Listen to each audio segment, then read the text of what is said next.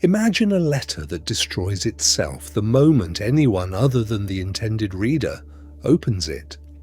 Not shreds itself, not bursts into flame like in the movies, just changes permanently the instant it's read by the wrong person, in a way the sender can actually detect. That sounds like spy fiction. It isn't. It's a real technology built on one of the strangest facts in physics. At the quantum scale, you cannot look at something without disturbing it. And a handful of physicists realized that if eavesdropping always leaves a trace, you could build the first form of secrecy in human history that isn't just hard to break, it's provably mathematically impossible to break without getting caught. Let's talk about quantum key distribution and how someone's listening stopped being a fear and became something you can actually measure.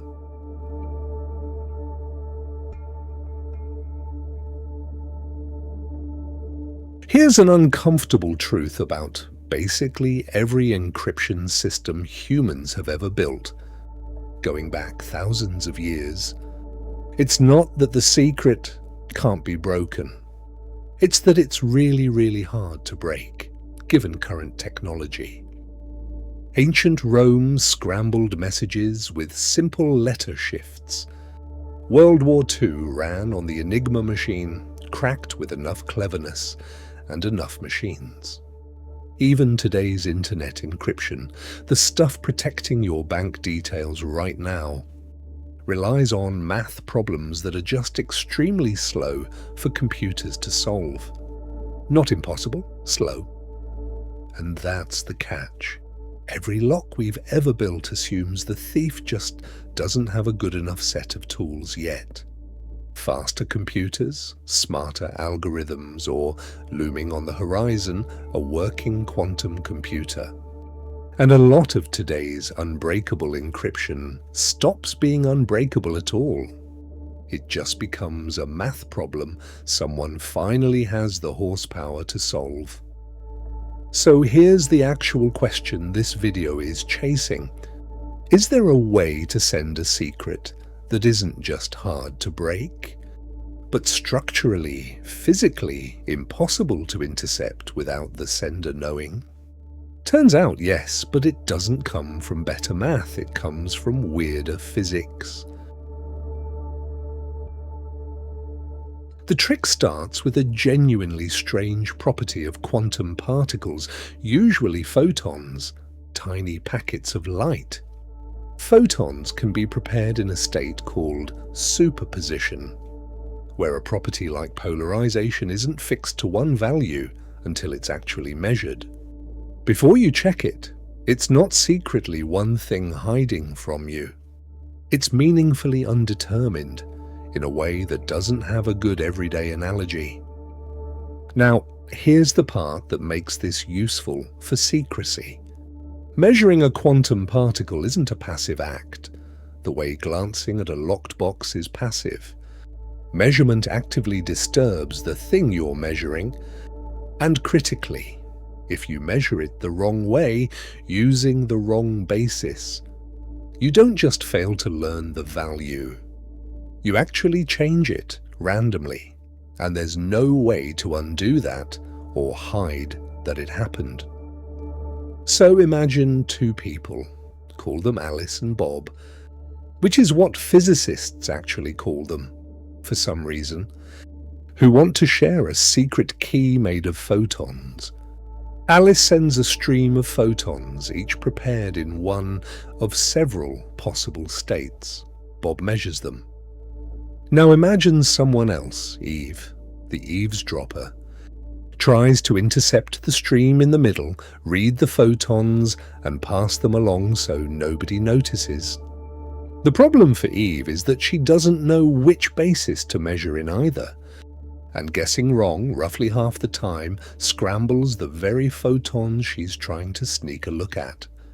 Which means some of the photons Bob receives won't match what Alice actually sent, in a specific, statistically detectable pattern.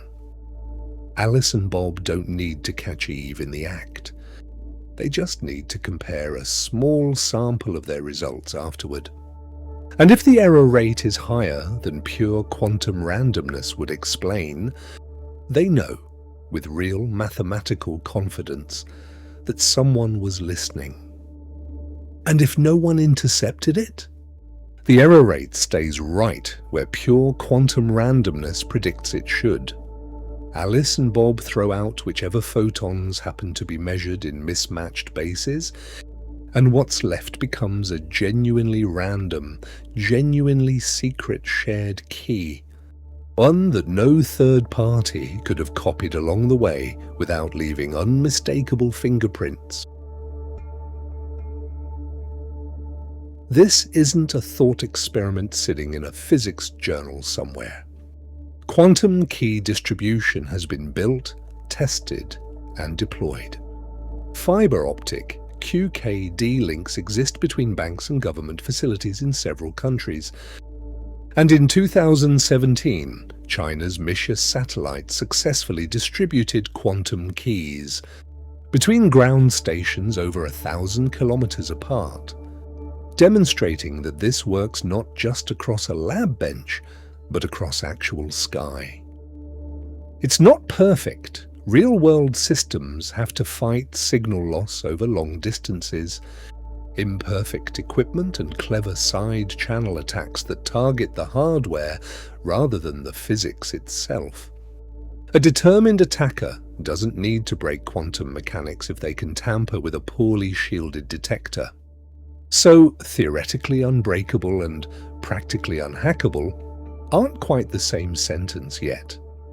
But the theoretical foundation itself, unlike every classical scheme before it, doesn't rely on the eavesdropper simply not having good enough tools. For most of history, keeping a secret has meant one thing: hoping the other side isn't clever enough or patient enough or well-equipped enough to figure it out. Quantum key distribution flips that entirely. It doesn't ask anyone to trust that eavesdropping is merely difficult. It uses a fact about reality itself, that observation disturbs what's observed, to make eavesdropping something you can actually catch every single time, as a matter of physics rather than luck. It's a strange kind of comfort. We spent thousands of years building better locks. It took quantum mechanics to build the first one, where trying to pick it is, by definition, the same thing as getting caught.